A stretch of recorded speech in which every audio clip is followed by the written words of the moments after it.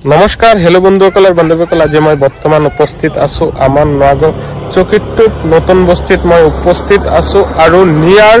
সুপাৰী factory ইয়াত ভাগৱত পাঠ নাম কীৰ্তন হ'ব 25 মাৰ্চৰ পৰা 31 মাৰ্চলৈকে ইয়াত ভাগৱত পাঠ আৰু নাম কীৰ্তন হ'ব আপোনালোকে আহিব আহি পেলাই আনন্দ কৰিব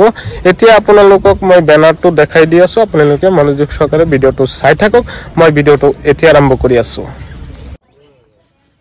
আপোনালোকে ভিডিওৰ মাজত দেখাই পাইছে এটো হল আমাৰ নগাঁও চকিটোপ নতুন বস্তি আৰু নিয়াৰ সুপাৰী ফেক্টৰী ইয়াত বেনাৰটো লগাই দিছে আপোনালোকে চাক ভিডিওৰ জৰিয়তে বেনাৰটো লগাই দিছে ইয়াত বেনাৰত লিখা আছে 25 26 27 28 29 আৰু